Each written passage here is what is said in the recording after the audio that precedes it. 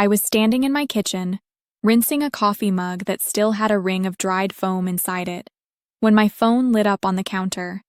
It was my mother. I watched it buzz, once, twice, and I didn't pick it up right away. The house was quiet except for the dishwasher and the soft click of the ceiling fan. I remember thinking I should answer, because it was one of those calls you're supposed to take. Then the voicemail came through a minute later. Her voice was steady, almost casual. "Call me back when you can," she said. "Your father and I won't make it to the service. It's just not a good day for us." Not a good day. I stood there with my hands still wet, staring at the empty mug, and I didn't say anything out loud. I didn't throw the phone. I didn't cry yet. I just set the mug upside down on the towel, like that small movement could keep the rest of my life from tipping over. On the dining table behind me was a plain white envelope with my name written on the front in my husband's handwriting. He'd told me not to open it until I was alone. I hadn't opened it yet, and I still didn't fully understand why. But I knew, even then, that whatever was inside it was going to explain more than one absence. So I dried my hands, turned my phone face down, and started getting dressed. 5 years earlier, I was a respiratory therapist working long shifts at a hospital in Milwaukee. My life was schedules and alarms, coffee that went cold, and the kind of tired that sits behind your eyes even after you sleep. I met my husband, Luke, on a Tuesday morning at a corner cafe near the Riverwalk. I was rushing in, late for an afternoon shift after an unexpected overnight cover, and I clipped his shoulder hard enough to send my drink straight into his jacket. I started apologizing immediately, fumbling with napkins, embarrassed and annoyed with myself. He looked down at the mess, then up at me, and he laughed. Not in a mean way, just a warm, quiet laugh, like it honestly didn't matter. "Well," he said, brushing at the sleeve like it was nothing, "that's one way to get my day started." He had an easy calm to him, the kind you notice right away because most people don't carry it. He asked if I was okay before he even asked for my name. His name was Luke Mitchell. He was a firefighter with Engine 14. He told me that like it was ordinary, like it didn't mean he walked into burning buildings while I worked under fluorescent lights and tried to keep people breathing. He asked for my number. I surprised myself by giving it to him. On our first date, we went to a small Italian place with 2 top tables and a ceiling fan that squeaked every time it turned. We talked longer than we planned. The waiter refilled his water 3 times and didn't rush us.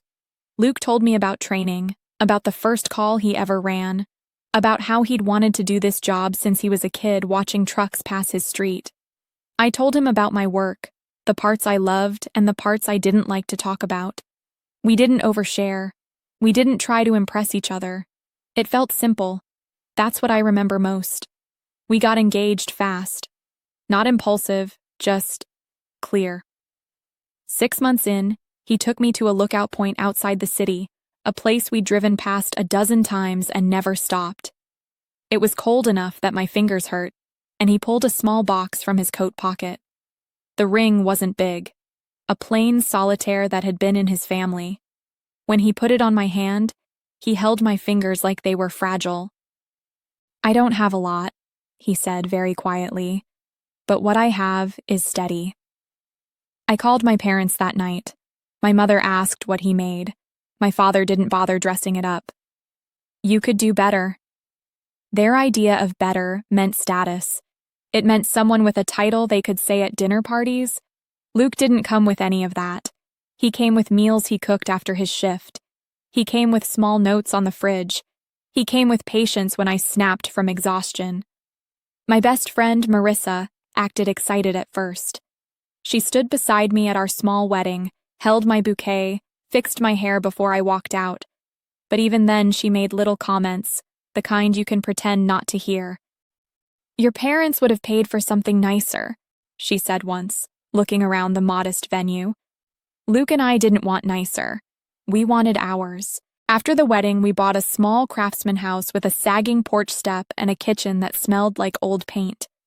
We spent weekends sanding floors, fixing trim, learning how to live together in the most practical way. Luke liked projects. He liked having something in his hands. We talked about kids eventually, not right away.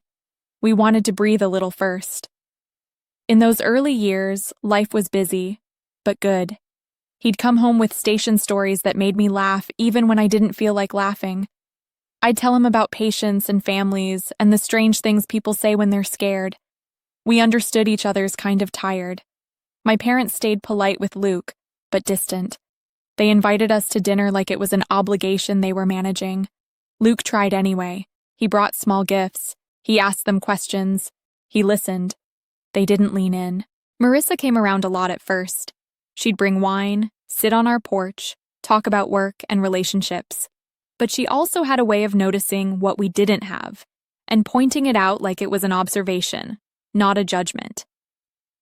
By our second year of marriage, something shifted. Luke started getting headaches.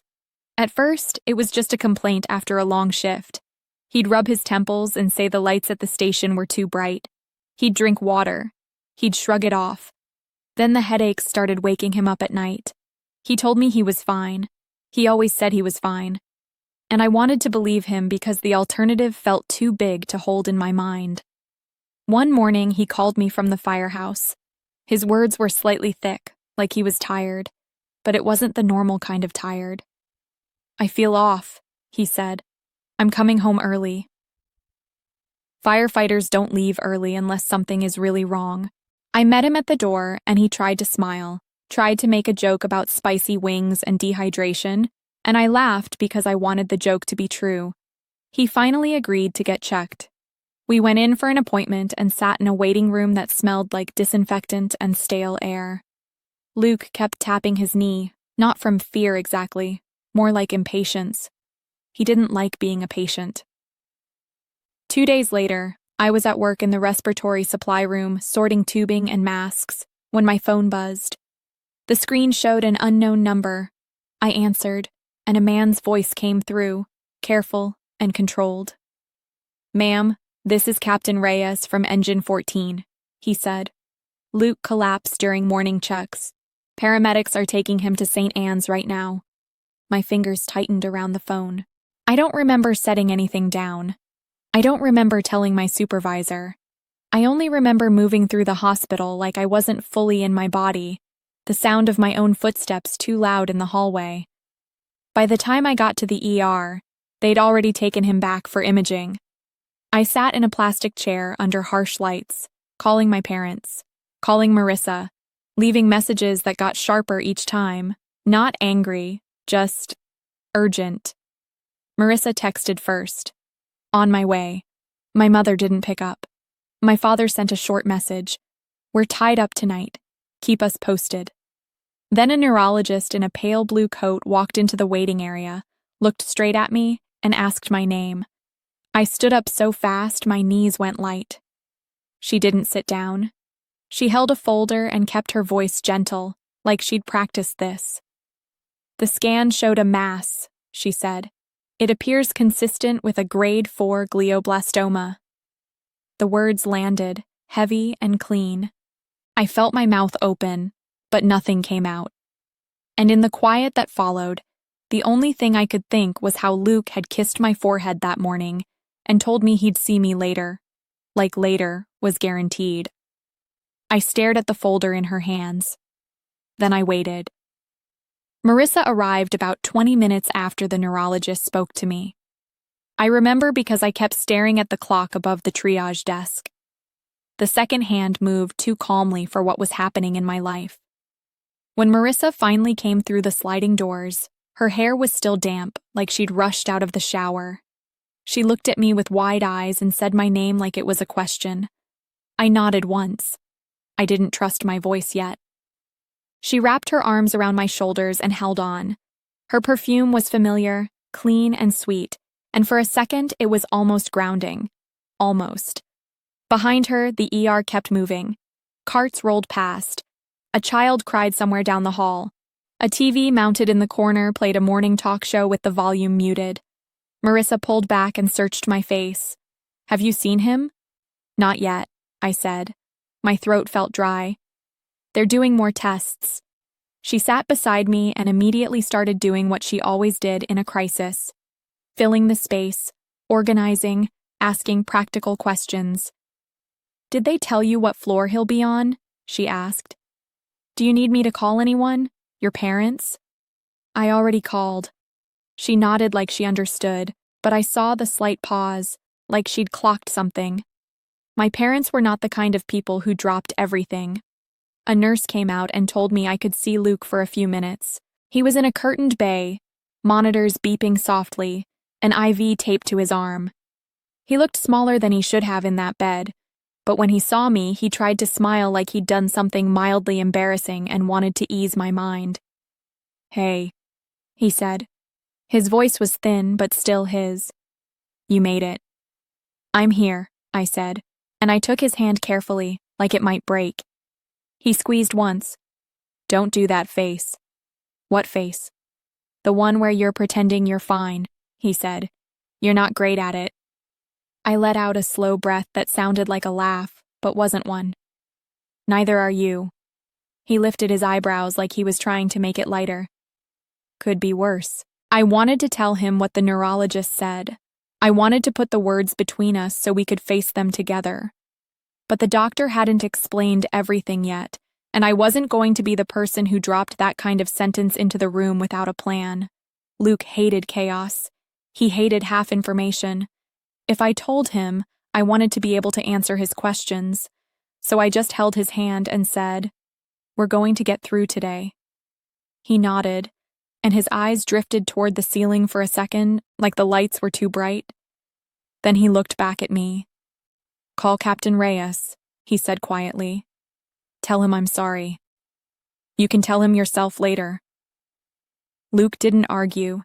He just closed his eyes and kept holding my hand. A few hours later, they moved him upstairs. The ICU was full, so he went to neuro step-down. The room smelled like bleach and stale air conditioning. The sheets were rough and thin. A window looked out over a parking structure that caught the sunlight in flat gray bands. Marissa stayed until the afternoon, then said she needed to go back to work but would come by in the evening. She kissed my cheek and told me to text if I needed anything. She sounded sincere. I believed her, at least then. My parents didn't come. My mother called that evening and asked, "What did they say it is?" I told her. I use the exact medical terms because that's how my brain works when something is unbearable. If I name it precisely, I can hold it without falling apart. There was a pause. "A brain tumor," she said, like she was repeating it to herself. "What kind?" "A very aggressive kind," I said. My father got on the line. "Have you checked the insurance situation?" he asked. "Fire department benefits, disability, that sort of thing?" I closed my eyes and pressed my fingertips to my forehead. "He's not even fully diagnosed yet," I said. "We don't have a treatment plan." "I'm not being cold," my father replied, and of course he thought that mattered. "I'm being realistic." I didn't argue. Arguing takes energy, and I needed mine. I said I'd call them with updates and ended the conversation. Luke got the full explanation the next morning. The neurologist and an oncology resident came in together. The neurologist spoke calmly, almost softly, like she was trying to keep the information from cutting too deep. The tumor was large. It was in a location that made complete removal unlikely. They could do surgery to reduce pressure and get more tissue for pathology, but the working diagnosis was grade 4 glioblastoma. Even with treatment, we were looking at time, not cure. I watched Luke take it in the way he took everything hard. He didn't flinch. He didn't cry. He asked questions. "What's the standard protocol?" he asked. "What are the odds that it's not what you think it is?" he asked. "What does quality of life look like?" he asked. He held my hand while he talked, but his grip was steady. When the doctors left, he looked at me and said, "Okay." Just that. Then he added, "I don't want you quitting your job." I stared at him. "Luke." "I'm serious," he said. "Not right away. We'll figure it out." The next few weeks were a blur of appointments and procedures. Surgery happened fast. They shaved part of his head and placed a neat line of staples that made him look like he'd gotten into a fight he hadn't expected. When he woke up, he tried to crack a joke about the haircut. Radiation started soon after. Chemotherapy followed. The routines were strict, almost military. Medication times, hydration, food when he could tolerate it, steroids to reduce swelling that made his face rounder, his body heavier, his moods sharper at strange times. Luke hated feeling dependent. He apologized for things he didn't need to apologize for. "Sorry," he said one night when he couldn't keep food down. He was leaning over the bathroom sink, shaking with effort. "You're not doing this to me," I said, and I meant it. He nodded once and let me guide him back to bed. Marissa came around a lot in the beginning. She brought casseroles and protein shakes and a scented candle that made the house smell like vanilla and something artificial. She talked a little too loudly sometimes, like she was trying to force normal into the room. But she did sit with Luke so I could shower. She did fold laundry without being asked. She did send me home with leftovers. "This is what friends do," she said, squeezing my arm. "You do it for me." My parents visited once after surgery. My mother stood near the foot of the bed and tried to smile, but her eyes kept drifting to Luke's scar line. My father brought up the mortgage before he even asked how Luke felt. "You're going to need to think long-term," he said. "This could drain you financially." Luke, pale and still weak, turned his head slightly and met my father's gaze. "We're insured through the department," he said, "and we have savings." My father nodded, but I could tell he wasn't reassured. He was calculating. After that visit, they called occasionally. The calls always went the same way. My mother would ask for a medical update. My father would ask about money. Luke tried to keep working at first. He insisted on going back to the station for light duty, paperwork, training schedules. He wanted the normal. He wanted to be part of his crew, but the headaches returned.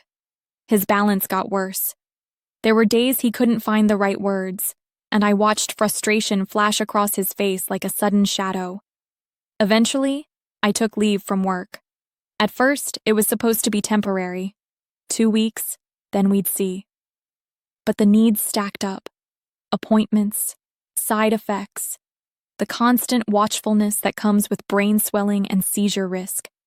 Our living room turned into a care space without either of us agreeing to it out loud. A hospital bed arrived, oxygen tanks, a whiteboard with medication times, a folder on the counter filled with lab results and appointment notes. Luke's co-workers showed up in a way I didn't expect.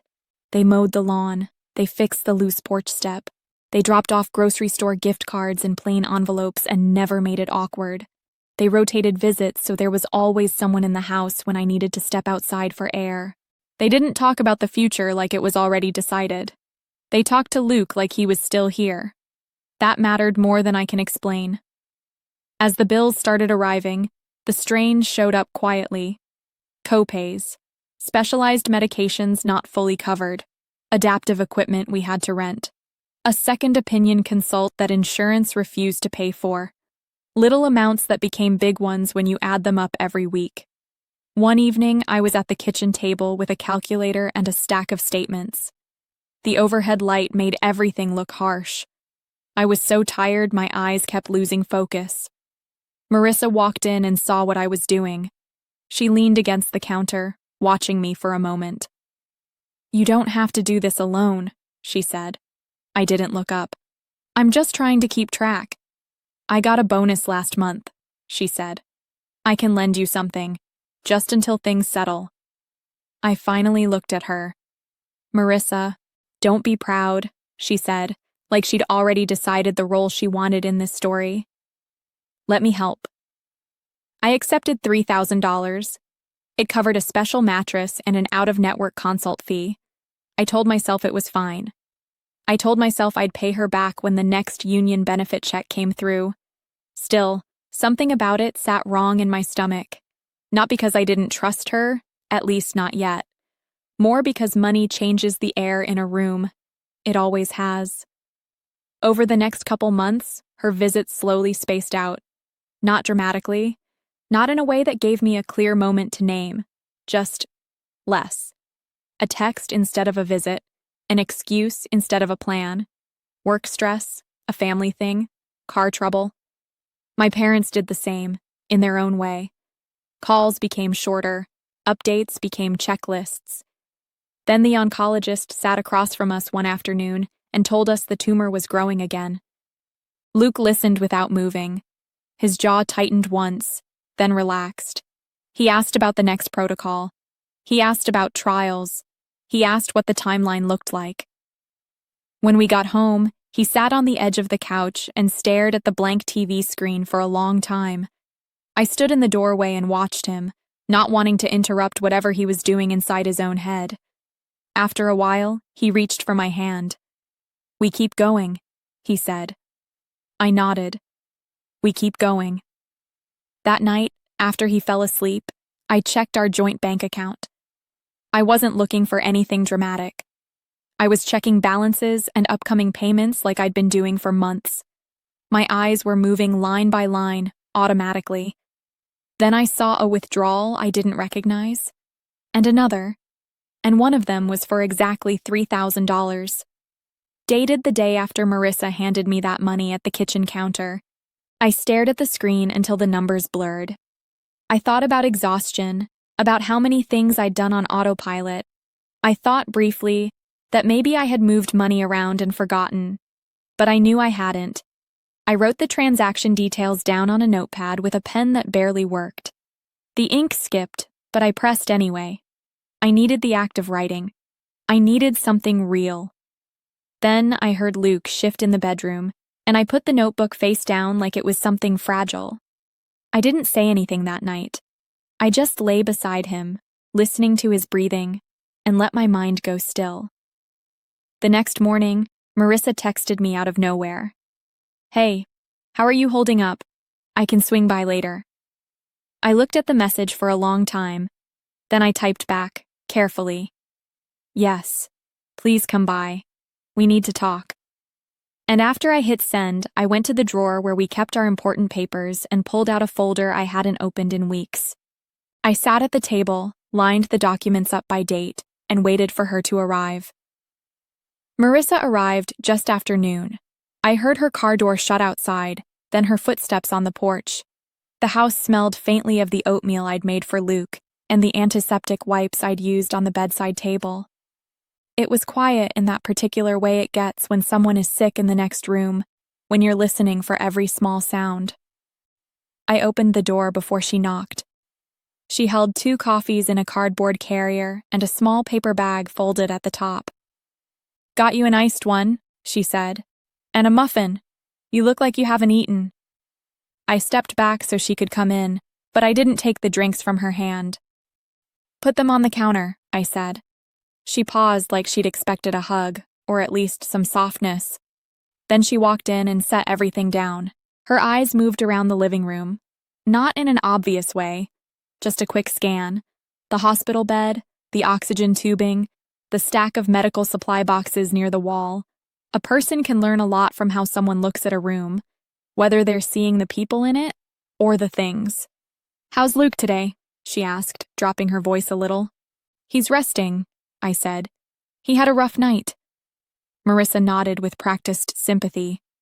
"Poor guy." I waited a beat. Then I said, "Let's sit." We sat at the kitchen table, the same table where Luke and I had eaten takeout and argued gently about paint colors, the same table where I'd been doing bills at midnight. I'd cleared it completely before she arrived. No clutter, just a notepad, a pen, and my phone face down. Marissa took a sip of her coffee. She started talking immediately, like she needed motion. "I'm sorry I've been a little inconsistent," she said. "Work has been insane, and honestly, I didn't want to overwhelm you. I know you've got the firefighters and everyone." "It's not about visits," I said. She stopped mid-sentence, blinking. "Okay." I reached into the folder beside me and pulled out a printed bank statement. I placed it between us and turned it so she could read it. Marissa leaned forward, squinting as if it was hard to see. "What is this?" she asked. "It's our account," I said. There's a withdrawal for $3,000, dated the day after you gave me $3,000. Her face changed very slightly. A flicker. Something tightening around her eyes before she smoothed it away. That's weird, she said. Maybe you moved it? I didn't, I said. She let out a soft laugh that wasn't really a laugh. Cass, you've been under so much stress. It's possible you did and forgot. I mean, you barely sleep. I looked at her steadily. I keep a log, I said. Her eyebrows lifted. A log? Yes, I said. Every payment, every withdrawal, every bill. I write down what it's for, when it's due, and whether it cleared. I don't do it because I'm anxious. I do it because it's how I function. Marissa sat back a little. I opened the notepad and slid it toward her. On the page were dates and amounts in tidy handwriting. Every line had a category: medication, equipment rental, travel, home bills, food. I'd started it months ago, back when the first wave of expenses hit. It wasn't pretty, but it was consistent. Marissa looked at the page, then back at me. You didn't have to show me that, she said. I'm not accusing you of lying. I'm saying maybe you don't remember. I remember, I said. There was silence for a moment. In that silence, I could hear Luke cough once in the bedroom, then settle again. Marissa's voice softened. Why are you showing me this? Because I need to understand, I said. And I need this to be clean, not emotional. Clean. She glanced down at the statement again. I didn't take anything from you, she said, a little sharper now. That's a serious thing to suggest. I'm not suggesting, I said. I'm asking, did you access our account? Marissa's mouth opened, then closed. She looked toward the hallway for a second, like she was checking whether Luke could hear us. Then she said, No. I nodded once. Okay. That single word seemed to throw her. She was ready for an argument. She was ready to defend herself. She wasn't ready for me to accept the answer and move to the next step. I reached for my phone, turned it face up, and opened a password manager app. Marissa watched my hands. I changed our banking passwords this morning, I said, and I set up a new 2-factor authentication number. Marissa's eyes widened. Cass, what are you doing? I'm securing our accounts, I said, because something happened, and I'm not going to leave it exposed. Marissa leaned forward, lowering her voice like she was trying to pull me back into the old dynamic where she was the calm one, and I was the overwhelmed one. You're spiraling, she said gently. This is exactly what grief does. It makes you suspicious. It makes you see patterns where there aren't any. I kept my voice level. Luke isn't gone.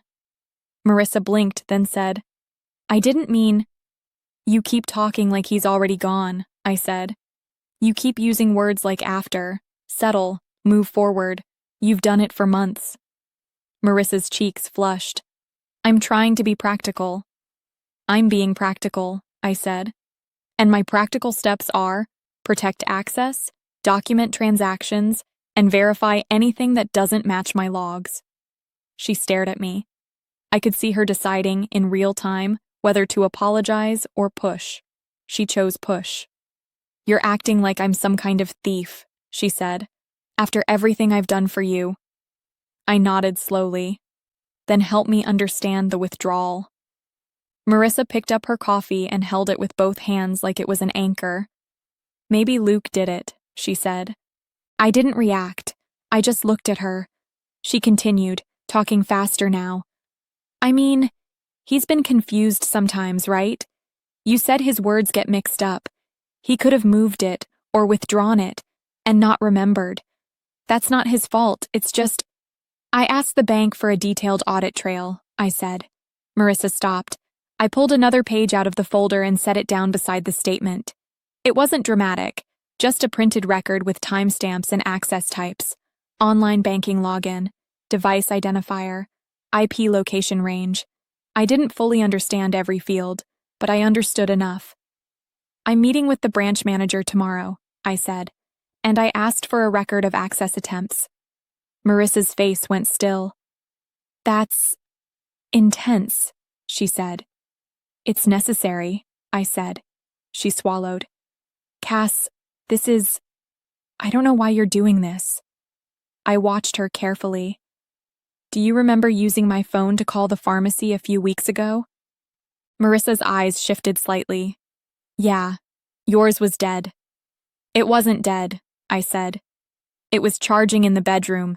You said you needed to call quickly, so I handed it to you. You stood right here, by this counter. Marissa shrugged, trying to look bored. Okay. That day my banking app was already signed in, I said. I didn't think about it then. I do now. Marissa's lips pressed together. You're accusing me again, she said, but her voice had lost some of its firmness. I'm laying out facts, I said. I'm not angry. I'm not yelling. I'm not calling you names.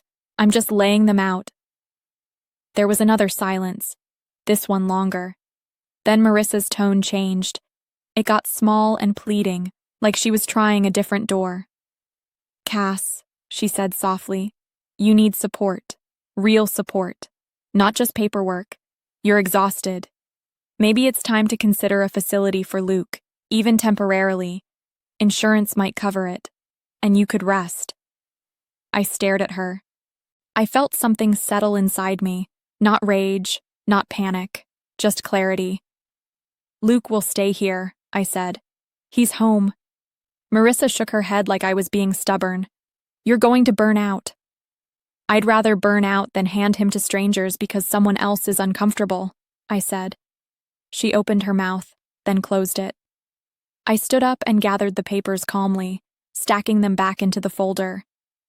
Marissa watched me, her eyes darting to the folder like she wanted to know what else was inside. I need to check on Luke, I said. Marissa rose too quickly. Are we done? For today, I said. Her voice sharpened again. So that's it? You're just going to cut me out because of one weird transaction? I looked at her and kept my tone even. I'm not cutting anyone out, I said. I'm putting safeguards in place. If everything is innocent, the records will show that. Marissa's jaw tightened. She grabbed her purse from the chair and swung it onto her shoulder. Fine, she said. Do what you want. But when you realize you've pushed away the only people trying to help you, don't come crying. I didn't answer. I walked to the bedroom and checked on Luke. He was sleeping, his breathing shallow but steady. The afternoon light fell across the blanket in soft stripes from the blinds. I stood there a moment, watching his chest rise and fall, letting my own breathing match his. When I came back out, the front door was closed. Marissa was gone. On the counter, the 2 coffees were still sitting in the carrier, the muffin bag untouched. I picked up my phone and called the bank to confirm my appointment time for the next morning. Then I called Captain Reyes. When he answered, I kept my voice steady. Captain, I said, I need a favor. We're missing some union assistance money that was collected for Luke. I want to document it properly, and I need to know exactly what was delivered, when, and who was present. There was a pause on the line. Not suspicious, just careful. Okay, he said slowly. Tell me what you know. I looked at the folder on the table, then at the hallway toward the bedroom. I'll tell you everything in order, I said. And then I'm going to ask you to confirm a few dates. After I hung up, I wrote down 3 headings on the notepad. Step 1, lock down access. Step 2, create a timeline. Step 3, get third-party confirmation. Then I heard the mailbox slot click. A piece of mail slid onto the floor with a soft slap. I walked over, picked it up, and saw the return address. It was a benefits check from the fire department union fund, and the envelope was already opened. I stood in the entryway with the opened envelope in my hand for a long moment. It wasn't torn open in a hurry. It was opened cleanly, like someone had used a letter opener. The flap was folded back neatly. The check was gone. I set the envelope on the console table and took a slow breath through my nose. Then I did what I'd been training myself to do for months in the ICU and at home. I separated the feeling from the task. First, I walked to the bedroom. Luke was still asleep.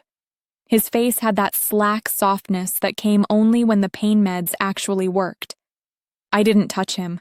I didn't wake him. I just checked the medication schedule on the whiteboard, looked at the clock, and confirmed I had time. Then I stepped back out, closed the bedroom door most of the way, and went to the kitchen.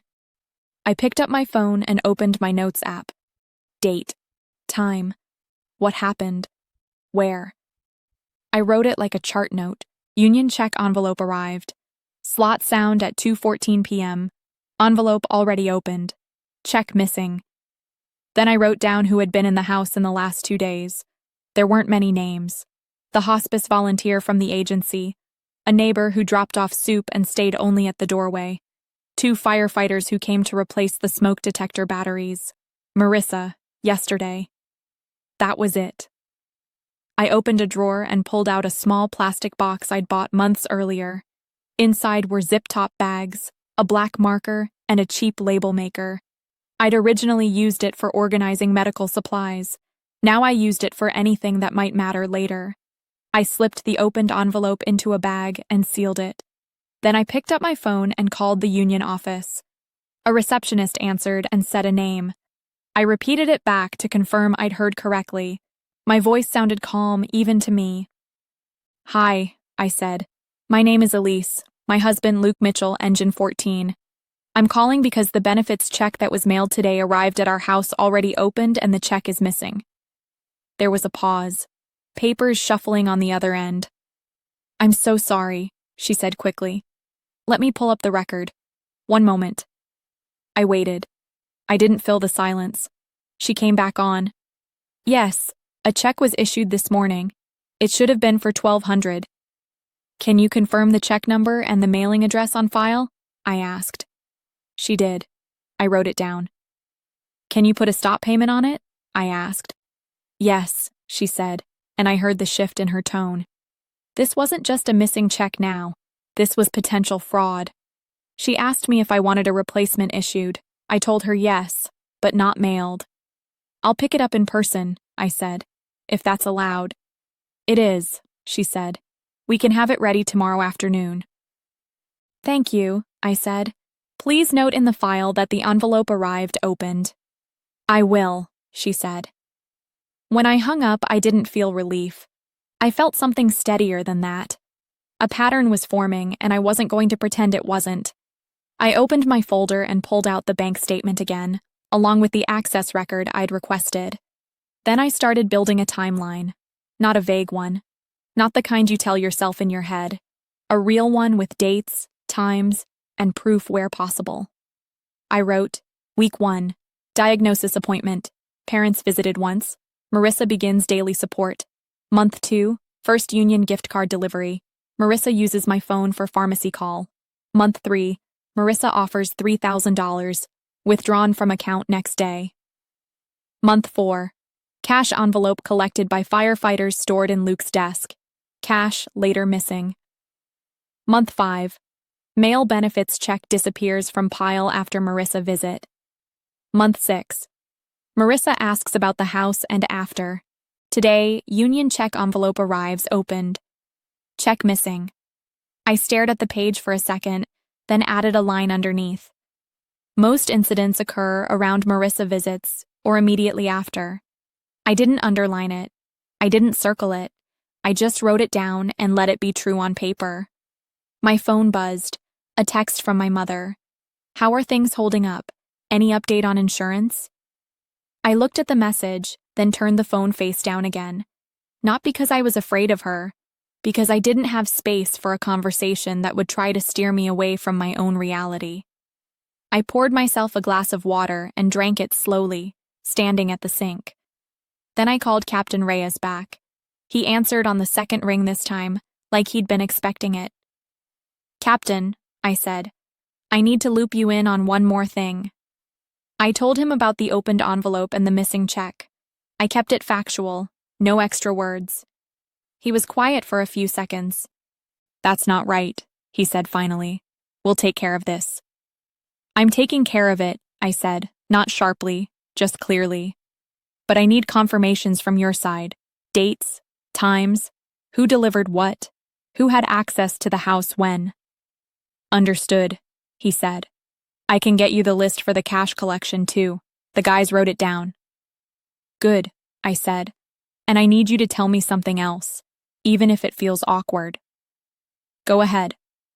When the envelope of cash was dropped off at our house, I said, who physically handed it to me? Do you remember? He didn't answer immediately.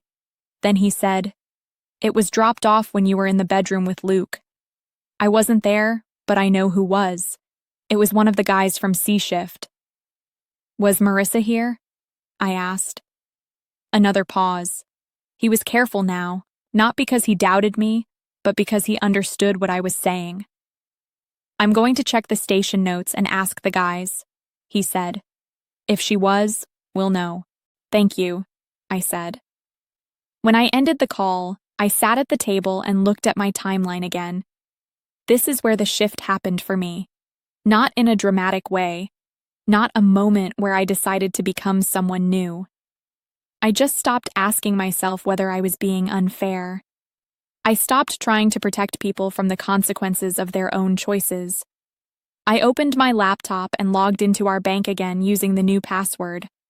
I pulled up settings and added a new rule. Alerts for any login, any transfer, any withdrawal, any change to contact details. I printed the alert confirmation page.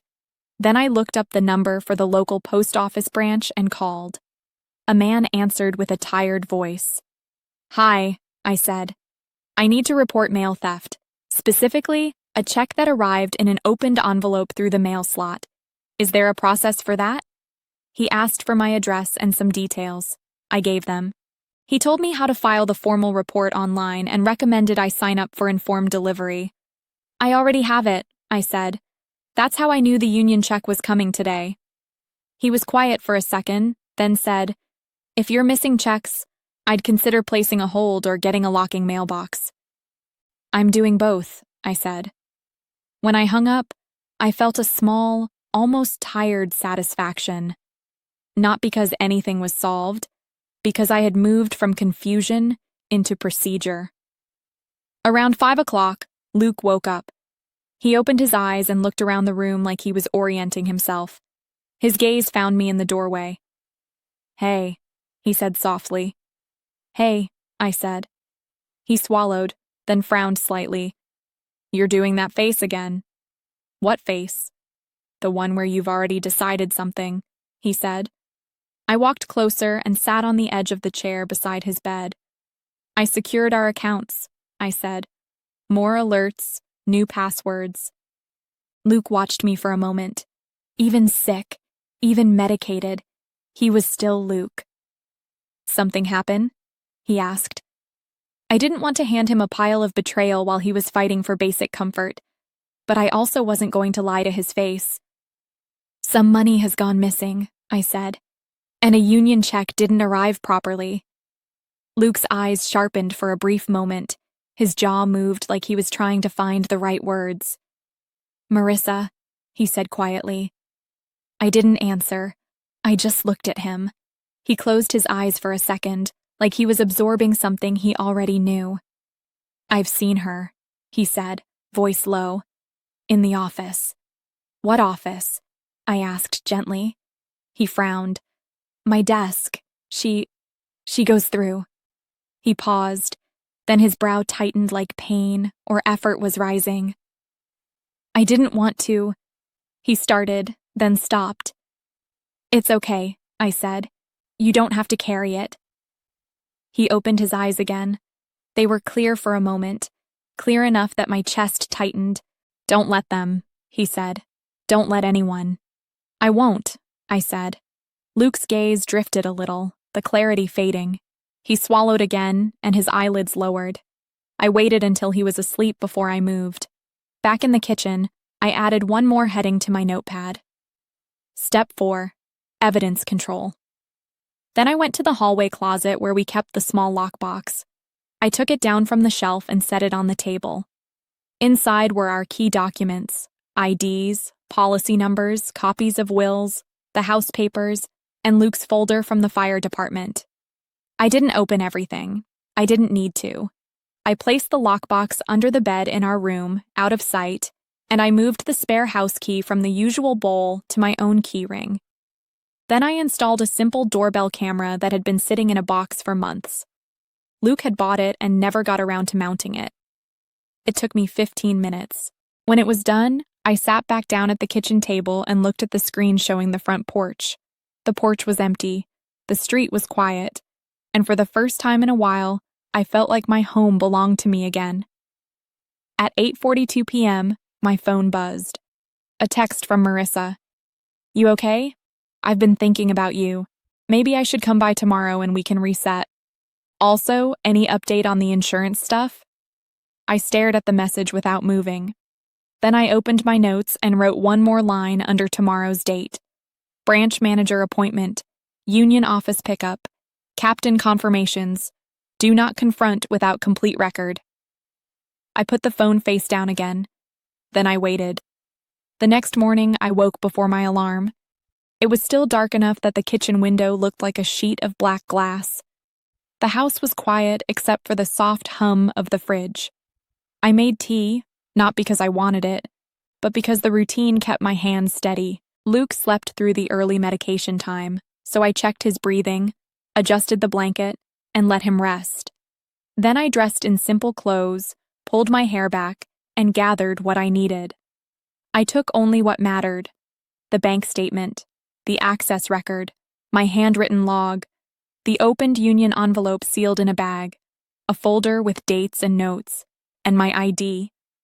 Before I left, I stood in the hallway and looked at the doorbell camera feed again. The porch was empty. That mattered. At the bank, the lobby smelled like carpet cleaner and warm air from the vents. A flat screen on the wall played muted financial news. People sat in plastic chairs, scrolling their phones, waiting. I checked in and was led to a small office with frosted glass. The branch manager, a woman named Karen, shook my hand and offered water. I didn't waste her time. "I need an access review on our joint account," I said. "Specifically a sequence of logins and withdrawals that don't align with the account holder's actions." Karen nodded and turned to her computer. "Okay, let's go through it." I handed her the printed records I had, and she compared them to what she could see on her side. She asked for my identification. She asked a few standard security questions. Then she started reading. Her face didn't change much, but her eyes narrowed slightly as she scrolled. "Here," she said, pointing at her screen. "This is the withdrawal for $3,000. "Yes," I said. "This was initiated online," she said. "Not an ATM withdrawal." I nodded once. "Correct." She clicked again. "And there are access attempts before that. Several. Some failed, some successful." She paused. "Do you recognize this device?" She turned the monitor slightly toward me. The record showed a device name and a general location, not a street address, just enough to establish it was not our home network. "I don't," I said. "Neither does my husband." Karen's expression stayed professional, but her voice shifted slightly into a more procedural tone. "If someone accessed the account without authorization, we can file a fraud claim," she said. "But I need to ask you directly. Is there anyone who had access to your phone, your email, or your passwords?" "Yes," I said. "One person had temporary access to my phone while it was unlocked. She's a close friend. I don't have proof she initiated these transactions yet. That's why I'm documenting." Karen nodded. "You're doing the right thing." She printed a report and slid it across the desk. "These are the access logs and the transaction details we can provide." I took it and placed it in my folder without comment. "What are the next steps?" I asked. Karen laid it out clearly. "File a formal fraud claim, change all credentials, confirm two-factor authentication, freeze certain transfer capabilities temporarily if needed, and most importantly, ensure only the account holders have access moving forward." I signed what I needed to sign. When I stood to leave, Karen said, "If you decide to proceed legally, this documentation helps. But it's also okay if you just want to secure the account and move on. Your safety and stability come first." "Thank you," I said, and meant it.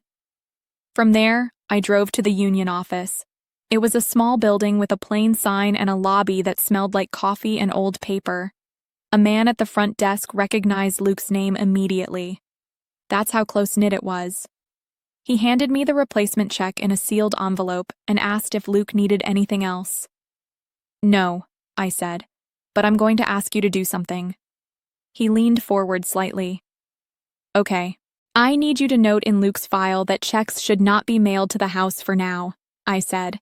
"Any future assistance needs to be held for pickup, and I need to know who has access to benefit information besides me and Luke." His expression turned serious. "Only you," he said, "unless Luke signed a release." "He didn't," I said. He nodded. "Then it's only you." "Thank you," I said. When I left, I sat in my car for a minute and looked at the folder on the passenger seat. The documents weren't dramatic, they weren't flashy, but they were solid. Dates, logs, confirmation, third-party process. That was the kind of leverage I trusted. On the way home, Captain Reyes called. "I got confirmations," he said. I pulled into a grocery store parking lot and put the car in park so I could write. He spoke slowly so I could follow. The cash envelope had been delivered on a Friday evening. 2 firefighters dropped it off after shift. Marissa had been at the house when they arrived.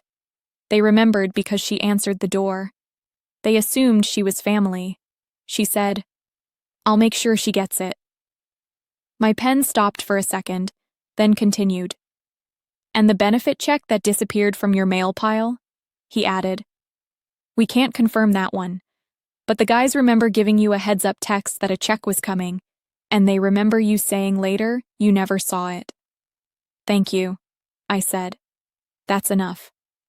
He hesitated, then said, "Do you want me to send someone over to the house? Not to scare you, just to be around." I looked at the time on my dash display. I thought about Luke sleeping at home. I thought about how Marissa had been trying to reset the situation, like it was just a misunderstanding. "I want it handled quietly," I said. "If someone comes, I want it to feel normal." "Understood," he said. "I'll send my wife later with a meal. She's good people, no uniforms." "Thank you," I said again. When I got home, the doorbell camera showed no activity. The porch was still. I went inside, checked on Luke, and gave him his meds. He was awake but foggy. His eyes tracked me, and he tried to smile. "You're doing a lot," he murmured. "I'm doing what needs to be done," I said. He nodded slightly, as if that answer was enough. I didn't mention Marissa by name. Not yet. I wasn't going to make Luke carry it in his body while he was trying to keep himself here.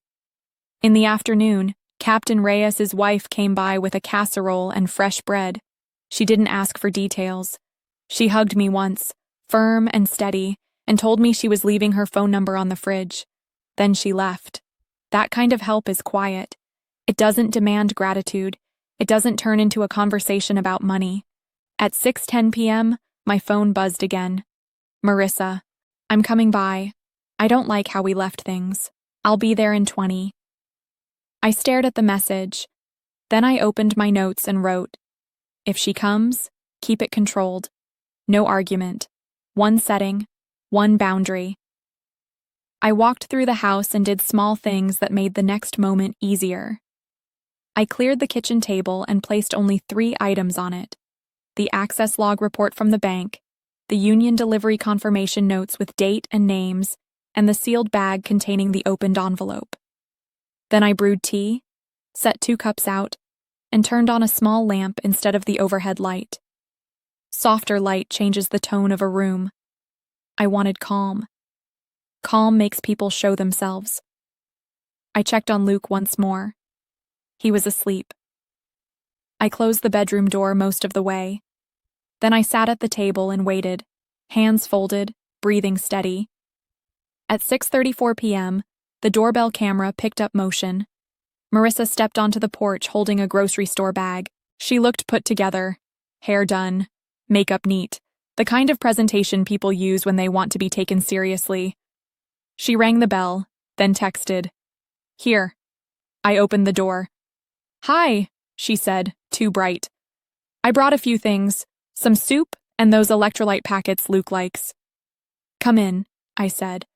She stepped inside, and her eyes immediately flicked to the kitchen table. Not to me, not toward the hallway where Luke was, to the table. I walked ahead of her and sat down.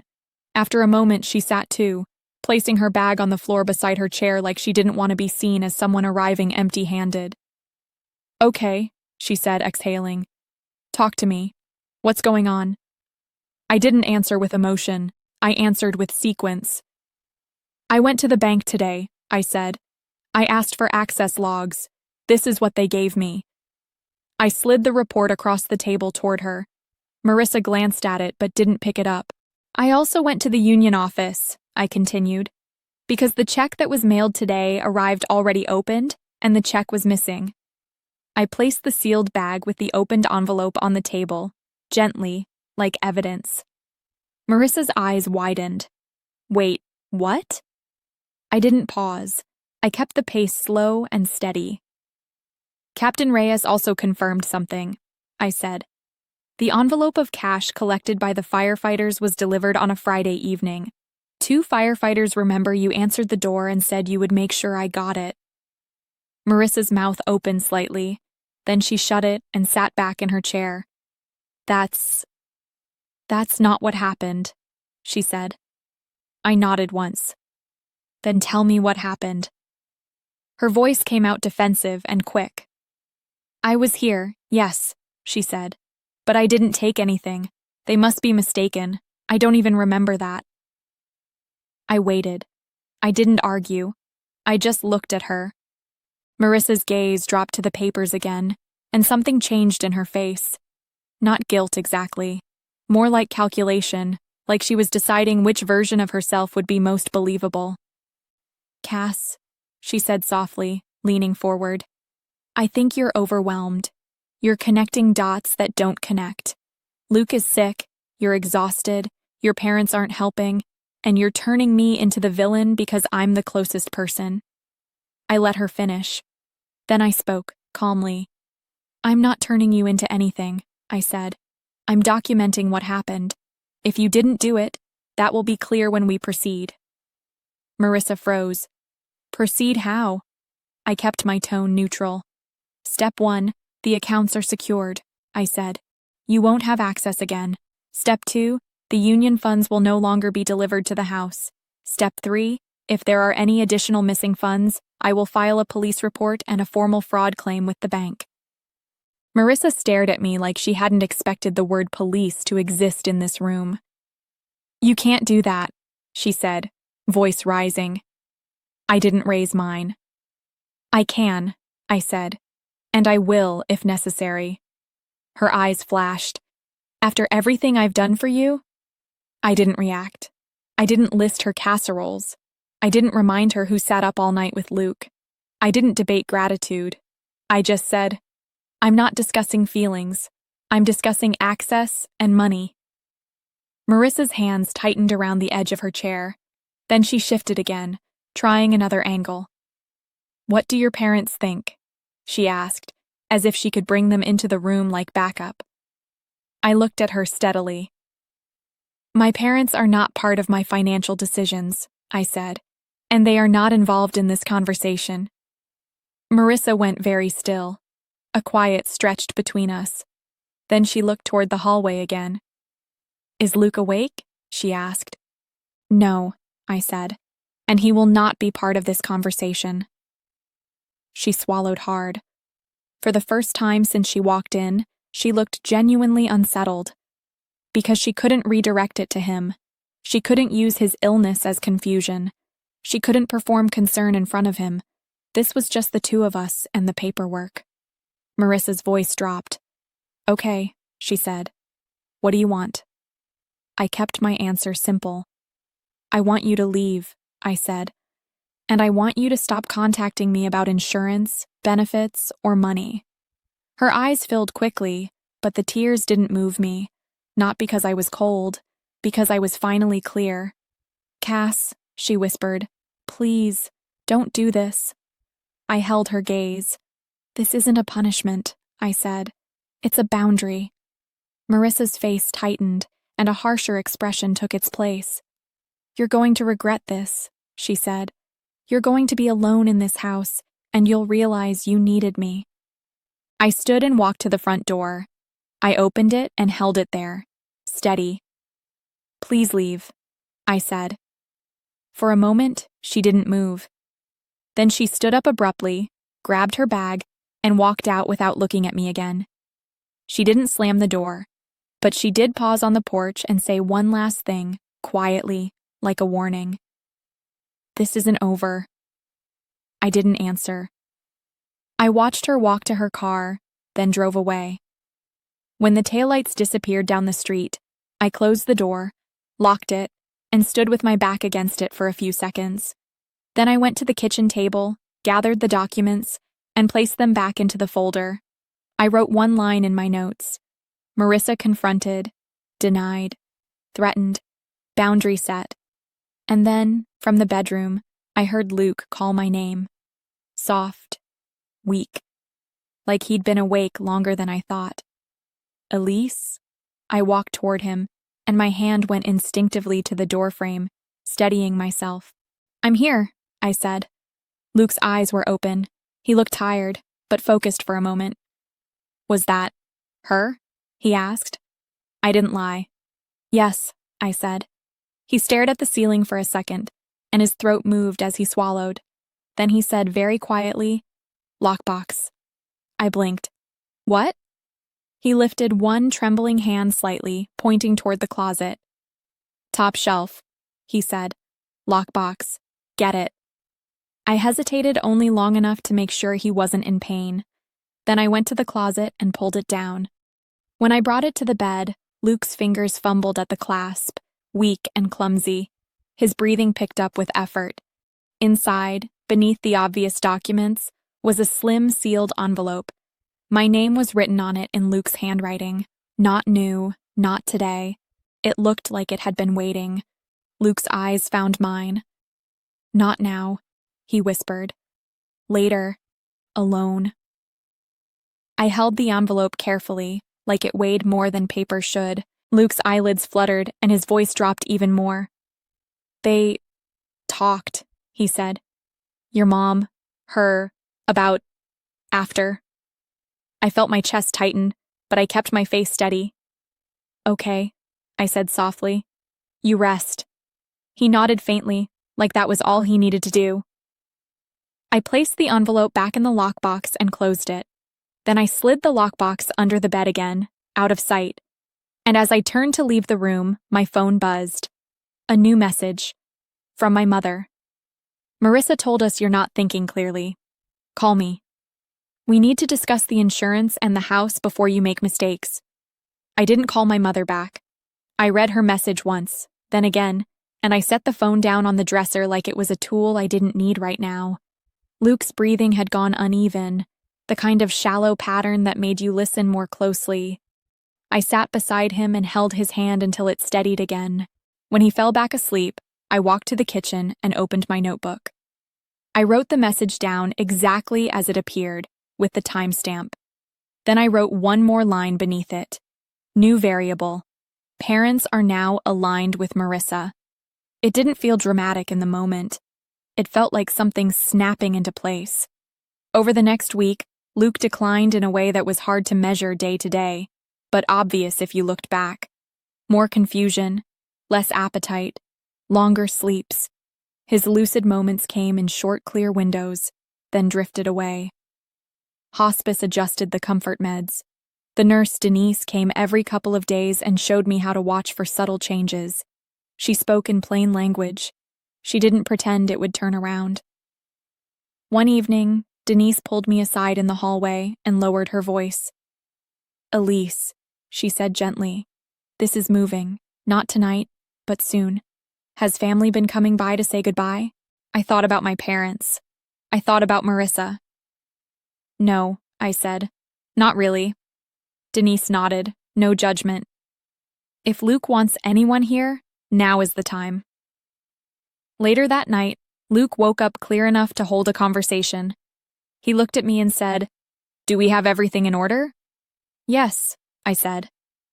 He stared at the ceiling for a moment, then turned his eyes back to me. Promise me something, he said. Okay, I said. When I'm gone, he said slowly, don't let them rush you. Don't let them manage you. I didn't ask who he meant. I already knew. I won't, I said. He squeezed my fingers weakly. Then he swallowed and said, envelope. My stomach tightened. I nodded once. Later, alone. He closed his eyes like he was satisfied with that. 2 days after that, Luke died just before sunrise. The night had been quiet. The house felt still. The only sounds were the oxygen concentrator, the soft ticking of the kitchen clock, and the occasional shuffle of Denise's shoes when she came to check on him. I was holding Luke's hand when his breathing slowed, then stopped. There wasn't a dramatic moment, no movie line. It was simply that the room changed, like the air settled into a different shape. Denise confirmed what I already knew. She helped me wash him and straighten the sheets. She spoke to me like a professional and like a human being. Both mattered.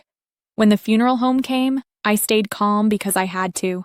I kissed Luke's forehead once and whispered, thank you, because I couldn't think of anything else that fit. After the car pulled away, the house was too quiet. I sat at the kitchen table, stared at my hands, and made myself do the next step. I called Captain Reyes. He was there within 30 minutes. Not in uniform. He brought another firefighter with him, and they sat with me without filling the space with advice. When I told him Luke wanted a firefighter service at Memorial Park, he nodded like that made sense. We'll handle the honors, he said. You just tell us what he wanted. I called my parents after that. My mother answered with a controlled voice. Oh, Elise, she said. I'm so sorry. We'll come by today. Have you called the life insurance company yet? The question landed exactly the way it had the first time, like they were already stepping past grief and into paperwork. Not yet, I said. He just died. Yes, she said, still controlled. But these things need to be handled quickly. I ended the call. Not angrily, just cleanly. Then I called Marissa. Her voice went soft and mournful, like she was reading from a script she'd practiced. I'm coming over, she said. Do you have the policy information? I can help you make calls. No, I said. I don't need help making calls. There was a pause. Okay, she said carefully. Then I'll see you at the service. The next evening, alone in the house, I took the lockbox from under the bed and set it on the table. I didn't rush. I made tea first. I turned on a lamp. I sat down and waited until my hands stopped trembling. Then I opened the lockbox and lifted the envelope. My name was on it in Luke's handwriting. The ink was slightly faded. He'd written it weeks, maybe months before. I opened it. Inside was a letter and a small stack of documents clipped together. I read the first line, and my throat tightened. Not because it was poetic, because it sounded like him. Plain, direct, protective. He wrote that he was afraid of leaving me alone, but more afraid of leaving me vulnerable. He wrote that he'd overheard a conversation early in his illness between my mother and Marissa about his life insurance.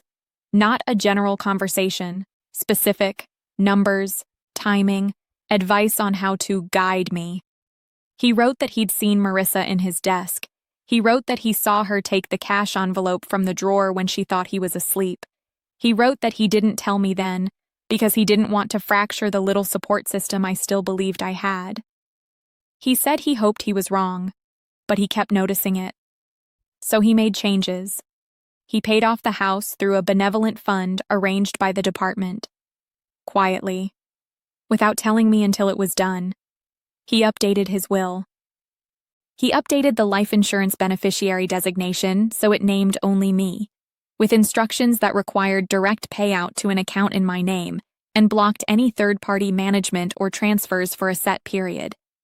He wrote it like he wanted the process to protect me even if I was too exhausted to protect myself. He included the card of a financial advisor he trusted, a man named Daniel Hart, with instructions to contact him after the funeral, not before. And then there were the attachments.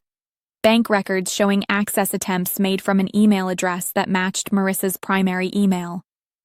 Luke had highlighted it in pen, not angrily, just a small underline, like a firefighter marking a hazard on a training map.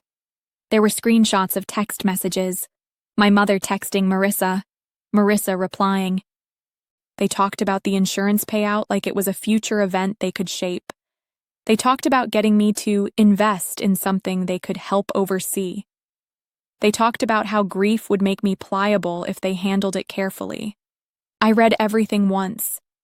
Then I read it again, slower, like I was confirming a medication order. When I finally set the papers down, my tea had gone cold. I didn't cry right away. I sat very still and listened to the house. Then I got up, walked to the sink, poured the tea out, and rinsed the cup like I was washing something toxic away. The next morning was the funeral. The weather was mild, clear, and almost unfair. The park looked peaceful. The chairs were set up. The honor guard was in place. Luke's boots and helmet were displayed with a folded flag. Captain Reyes greeted me with a hug and then stepped back, giving me space. "We're here," he said. I nodded. I couldn't speak yet. The service began on time. The firefighter bell rang. The final radio call was performed. Men and women in uniform spoke about Luke's steadiness, his humor, his habit of fixing things that weren't technically his responsibility. When it was my turn, I walked to the podium and held the paper I'd prepared. I didn't mention betrayal. I didn't mention money. I didn't mention the empty chairs yet, because at that point, they were still empty. I spoke about Luke as he was. Simple, kind, brave without showing off. And when I stepped back, the applause was quiet, respectful. After the service ended and the crowd thinned, someone approached me. He looked like Luke around the eyes, same set of the jaw, a familiar shape in an unfamiliar face. "I'm Aaron," he said, "Luke's brother." I stared, surprised. Luke had mentioned an estranged brother only a few times, never in detail, always with a quick change of subject. Aaron cleared his throat. "We weren't close, but I saw the notice. I had to come." I nodded once, and something in me softened, not because everything was okay, but because someone connected to Luke had shown up without agenda. "I'm glad you came," I said. He glanced toward the front row, where 3 chairs had been reserved and remained empty. "Your family?" he asked quietly. "They chose not to," I said. Aaron nodded like he understood more than I'd said. At the cemetery, I said goodbye in a smaller circle. The firefighters stayed. A few coworkers from my hospital came. Aaron stayed too. He didn't hover. He just stood nearby like he didn't want me to be alone. When it was done, I went home. That's when my parents and Marissa arrived. They came together, late afternoon, dressed in somber colors, carrying food like props. The doorbell camera caught them standing on the porch. My mother's face composed, my father holding a foil-covered dish, Marissa with a small gift bag. I watched them on the screen for a second before opening the door. When I did, my mother stepped forward immediately with arms open. "Darling," she said. I didn't step into it. "Come in," I said, and moved aside. They filed into the living room like they belonged there, like nothing had happened. My father set the dish down. "We brought dinner," he said. Marissa held up the gift bag. "A necklace," she said softly, "with Luke's birthstone." I didn't take it. I looked at all 3 of them and let the silence sit long enough that they felt it. Then my father cleared his throat and did what he always did. "Have you filed the insurance claim yet?" he asked. My mother sat on the sofa, uninvited. "This house is too big for you now," she said. "You should sell while the market is good. You could come home for a while." Marissa nodded. "And I found some financial advisors.